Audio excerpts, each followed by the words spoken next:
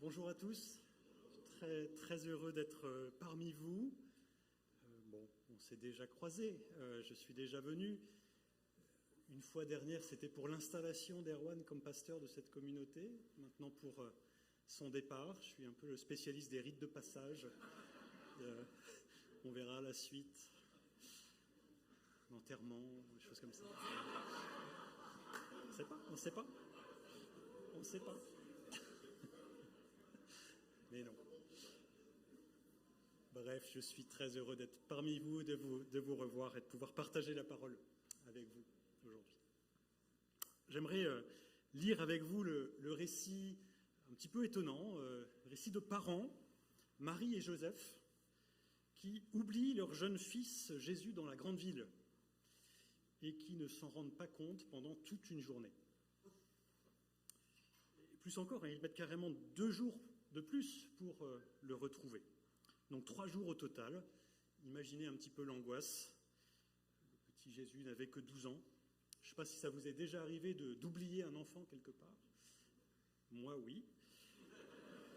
Ça peut arriver. Mais là, sur ce coup-là, quand même, Marie et Joseph font très fort. Et quelque part, c'est rassurant. Hein. Vous connaissez l'adage, hein, quand je m'examine, je m'inquiète. Quand je me compare, je me rassure. Alors que ce soit la Sainte Famille, et je ne parle pas de la famille Cloarec, hein, je parle de la famille de Jésus, que ce soit la famille de Jésus qui me rassure de la sorte, c'est vraiment très réconfortant. Bref, c'est en fait pas tant sur l'inattention de parents, ni même sur leur angoisse que j'aimerais m'attarder cet après-midi avec vous, dont j'ai pensé que le récit que nous allons lire dans un instant pouvait être un encouragement pour vous, et je vais m'adresser essentiellement à vous, l'Église baptiste de Lyon, mais aussi aux amis de la famille Cloarec, vous qui, d'une certaine façon, voyez la famille Cloarec vous échapper.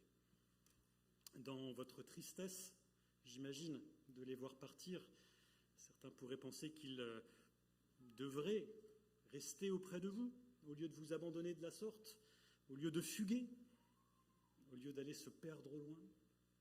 Et voilà, comme nous allons le voir maintenant, en lisant ce texte, parfois, quitter, c'est aussi rester.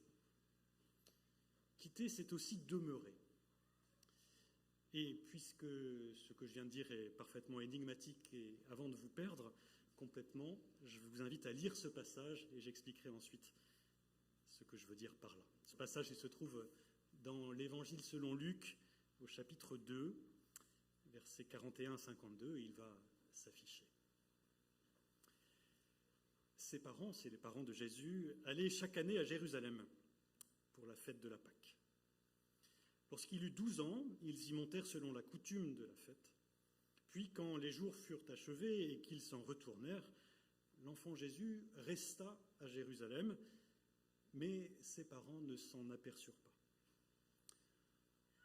Pensant qu'il était avec leurs compagnons de voyage, ils firent une journée de chemin et le cherchèrent parmi les gens de leur parenté et leur connaissance, mais ils ne le trouvèrent pas, retournèrent à Jérusalem en le cherchant. Au bout de 3 jours, ils le trouvèrent dans le temple, assis au milieu des maîtres, les écoutant, les interrogeant. Tous ceux qui l'entendaient étaient stupéfaits de son intelligence et de ses réponses. Quand ils le virent, ils furent ébahis. Sa mère lui dit « Mon enfant, pourquoi nous as-tu fait cela ? Ton père et moi, nous te cherchions avec angoisse. » Il leur répondit « Pourquoi me cherchiez-vous ? Ne saviez-vous pas que j'ai affaire chez mon père ?» Mais ils ne comprirent pas ce qu'il leur disait. Puis il descendit avec eux à Nazareth. Il leur était soumis. Sa mère retenait toutes ces choses. Et Jésus progressait en sagesse, en stature et en grâce auprès de Dieu et des humains.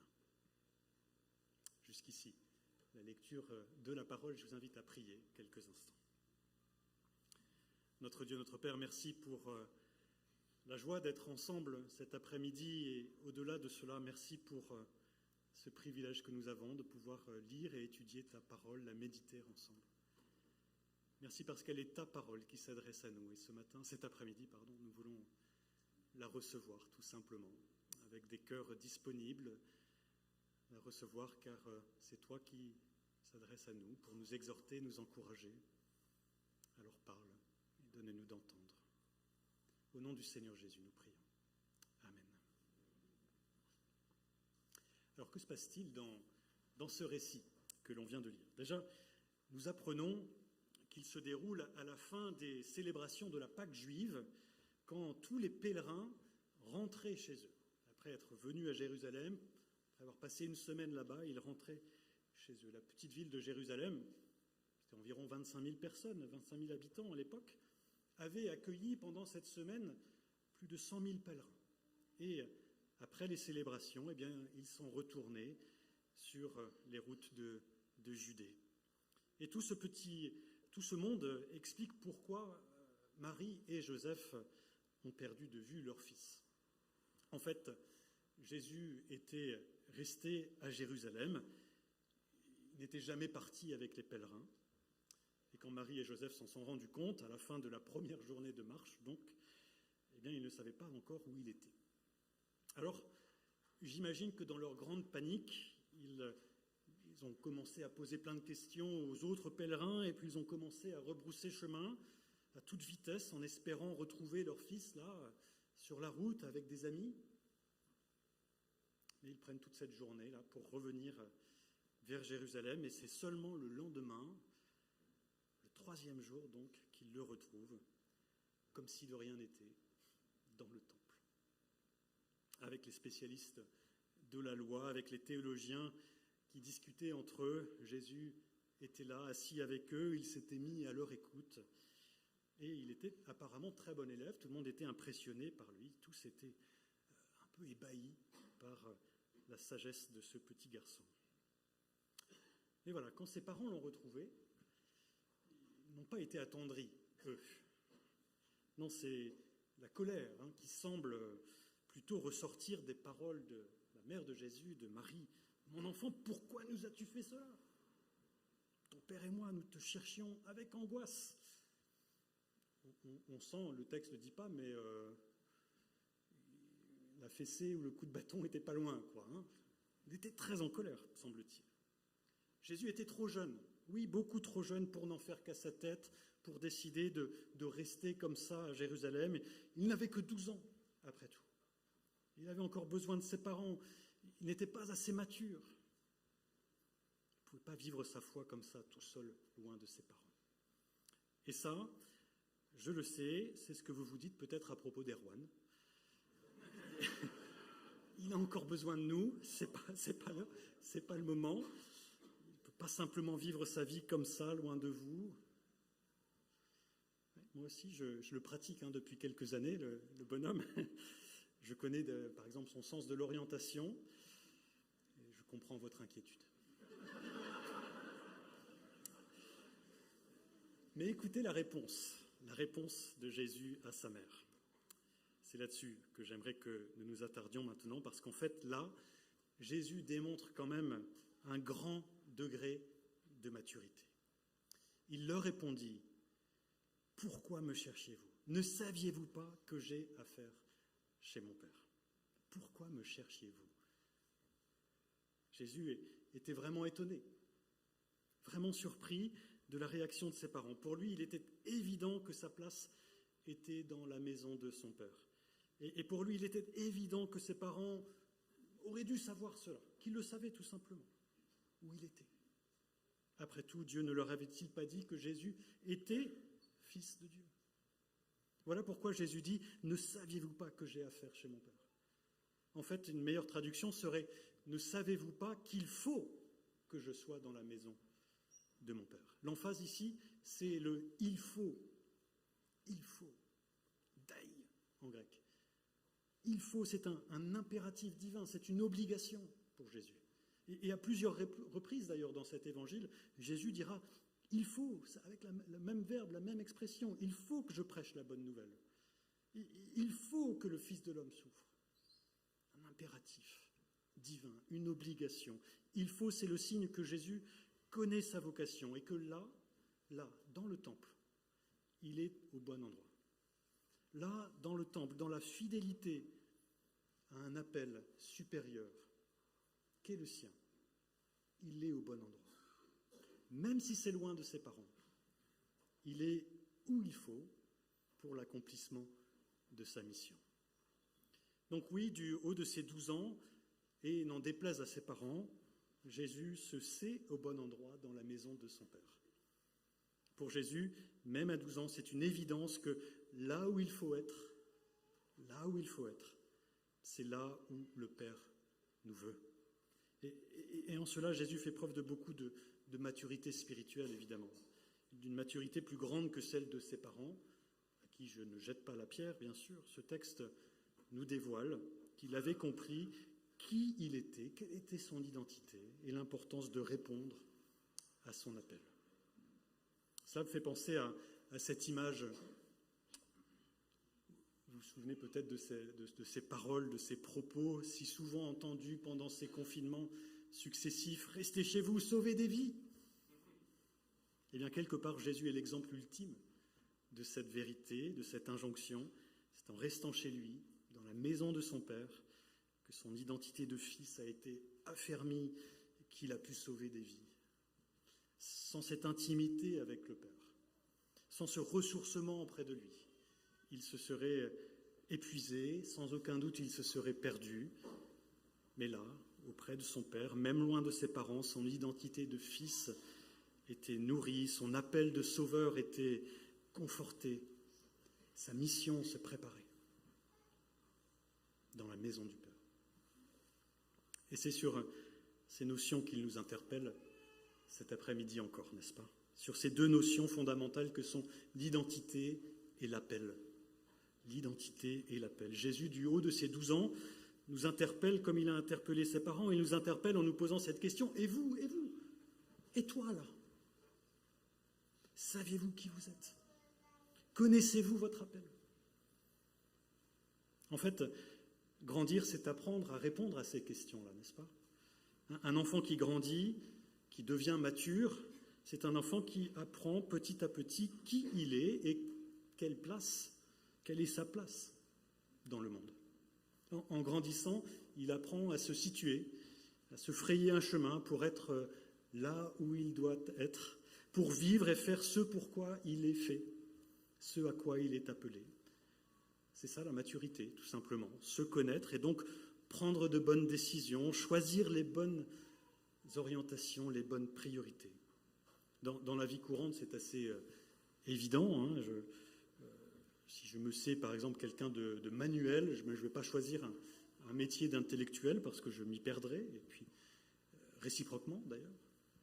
Et si je suis doué pour le violon et que je me sens appelé à devenir violoniste, eh bien, je vais choisir les bonnes priorités et travailler mon violon encore et encore, plusieurs heures par jour, pour pouvoir parvenir à ce but. Alors évidemment, tout ça, c'est un processus, et parfois on se trompe, parfois on fait des erreurs, on tâtonne, on se découvre petit à petit, c'est ça, grandir aussi.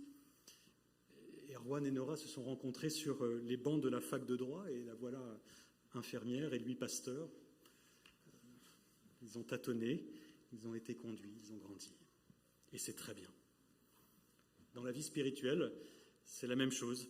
Dans la vie spirituelle aussi, oui, plus j'apprends qui je suis, plus j'apprends quelle est mon identité spirituelle, comment Dieu me voit, quel est mon statut aux yeux de Dieu, plus je suis à même de connaître mon appel, plus je suis à même de connaître ce que Dieu veut pour moi, et plus mes priorités de vie seront les bonnes. Encore une fois, c'est quelque chose qui est absolument remarquable chez ce Jésus. À 12 ans, il a fait preuve de cette maturité spirituelle-là. Il sait déjà qui il est spirituellement. Il sait déjà que le Père lui a confié une mission spécifique. Et du coup, ses priorités sont au bon endroit. Marie et Joseph voulaient Jésus avec eux, mais Jésus savait qu'en fait, sa priorité, c'était d'être dans la présence de son Père, dans le temple. Ce n'était ni un rejet de ses parents, ni un rejet de son foyer, mais le choix de bonnes priorités, en cohérence avec son appel, en cohérence avec sa mission. Alors peut-être que vous me voyez venir là avec mes gros sabots. je crois que ce processus, c'est aussi le processus qu'Erwan, avec sa famille, ont mis en œuvre pour choisir de suivre leur appel. Vous quittez, vous lâchez la main d'une certaine façon, c'est le fruit de ce même processus. Vous quittez, vous, Église baptiste de Lyon, c'est pour eux demeurer auprès de Dieu. C'est demeurer dans l'appel formulé par Dieu lui-même sur leur vie. C'est choisir les bonnes priorités en conséquence. Alors je sais bien que cette démarche, elle est douloureuse pour un bon nombre d'entre vous, sans aucun doute, et pour eux aussi. Mais elle doit aussi être un véritable sujet de joie. Et d'ailleurs, si vous êtes dans l'angoisse de les voir vous quitter, rappelez-vous ces paroles. « Pourquoi me cherchez-vous? Ne savez-vous pas que j'ai affaire chez mon Père ?» Erwan et toute sa famille avec lui ont affaire ailleurs qu'ici, mais toujours auprès du Père. Parce qu'ils savent qui ils sont et à quoi ils sont appelés. Ils choisissent de vivre leur vie en conséquence. Et ça, plutôt que de nous rendre tristes, plutôt que de nous angoisser ou de nous mettre en colère, cela doit nous réjouir profondément. Mais cet après-midi, j'aimerais aussi que nous puissions, nous tous, nous laisser interpeller par les paroles de Jésus, que nous puissions tous en retour nous demander « Et moi ? Et moi ? Et nous ? Nous qui restons, sommes-nous au bon endroit ? Savons-nous qui nous sommes ? Savons-nous quelle est notre identité en Dieu ? Sommes-nous conscients de notre appel ? Nos priorités sont-elles les bonnes ? Sont-elles en accord avec notre mission ? Ou bien avons-nous besoin de réajuster tout cela, de réorganiser tout cela ? En somme, et si le départ de la famille Cloarec, qui suit son appel, qui place ses priorités au bon endroit, et si ce départ était pour nous tous l'occasion d'évaluer notre appel, de réévaluer nos priorités. Comme je le disais en introduction, parfois quitter, c'est aussi rester. Et c'est ce que font les Cloarec en restant près du Père alors même qu'ils vous quittent. Mais inversement, rester, quand c'est de l'immobilisme, cela peut nous faire quitter Dieu, et quitter l'appel qu'il formule sur nos vies. Dans nos vies chrétiennes, l'immobilisme, c'est ce qui nous garde attachés à de fausses identités, par exemple, à de fausses valeurs, à d'anciens appels ou des priorités obsolètes. Dans nos vies chrétiennes, l'immobilisme fait que nous avons du mal à sortir du confort de nos habitudes. Et on aime tellement ça, le confort. Mais voilà, je vais être franc avec vous cet après-midi. Grandir spirituellement, ça implique nécessairement de quitter ces zones de confort, ce qui est familier, ce qui est habituel. Tout comme Jésus a lâché la main familière et sécurisante de ses parents pour rester auprès du Père, tout comme Erwan a lâché la main familière et aimante de l'Église baptiste de Lyon, il nous faut continuellement apprendre, nous aussi, à lâcher ce qui nous retient de Dieu, à lâcher ce qui nous retient de l'appel qu'il formule sur nos vies. Mais même si ça peut faire peur, même si ça peut nous déstabiliser, n'oublions pas ceci, en choisissant de quitter nos conforts pour rester auprès de Dieu, pour rester dans son appel. Nous sommes toujours au bon endroit. Nous sommes toujours là où il faut. En faisant cela, nous choisissons la bonne part. Alors, pour prendre quelques exemples, peut-être n'as-tu aucun ministère dans l'Église baptiste de Lyon, et c'est le cas depuis des années, et tu te dis que c'est bien ainsi parce qu'après tout, le temps libre, c'est sympa. Ou peut-être penses-tu depuis des années que tu ne vaux rien, parce qu'on t'a toujours raconté la même chose, et tu n'as de toute façon rien à apporter à l'Église, te dis-tu. Et ça te rend triste, certes, mais après tout, c'est ainsi. Ou alors peut-être as-tu ce même ministère dans l'Église depuis des années, tu y as tes habitudes et ça te satisfait bien. Ou enfin, peut-être as-tu perdu, oui, tout espoir de trouver ton véritable appel depuis tant d'années que tu te cherches. Je ne sais pas où tu es, où tu en es dans ta vie avec le Seigneur, dans ton appel à le servir. Mais ce que je sais, c'est que, quel que soit ton cas, l'immobilisme ne peut pas, l'immobilisme ne doit pas durer. Tu peux lâcher cet immobilisme sans crainte. Mais ne fais pas ça tout seul, ne fais pas ça dans ton coin. Non, comme Jésus, c'est là, dans la présence de ton Père, que tu pourras découvrir et approfondir ton appel. C'est là, dans la présence de Dieu, que tu pourras découvrir ta véritable identité de fils, de fille aimée de Dieu, pardonné que tu es, ayant de la valeur aux yeux du Dieu trois fois saint, étant libre parce que Jésus t'a affranchi. C'est là, dans la présence de Dieu, que tu pourras découvrir, que tu pourras affiner ce projet de paix et non de malheur que le Seigneur a pour toi. Là, dans sa présence, continue, à son écoute, tu verras, tes priorités vont changer. Elles seront sans cesse réajustées. Tu ne seras plus dans cet immobilisme qui te retient de Dieu. Dans sa présence, la vie s'ouvre à toi. Alors voilà, Marie disait à Jésus, « Mon enfant, pourquoi nous as-tu fait cela ?» Et je pense que la réponse de Jésus pourrait être résumée ainsi, on pourrait presque le paraphraser en disant, « Papa, maman, je vous ai fait ça parce que je vous aime et parce que je veux que vous sachiez que vous aussi, c'est auprès de Dieu que vous trouverez la vie abondante. Je veux que vous sachiez que quand Dieu devient votre priorité, vous êtes au bon endroit. Il ne vous lâchera pas, mais il vous conduira et toujours, vous serez là où il faut. » Alors ces paroles, elles sont pour nous aussi cet après-midi. Tant que nous sommes dans la présence de Dieu, nous sommes au bon endroit, quels que soient nos lieux de vie, ici à Lyon, ou à Tours, ou à Compiègne, quels que soient nos appels, c'est en lui que se trouve la vie, la vraie, la vie abondante, la vie éternelle. Amen. Prions quelques instants.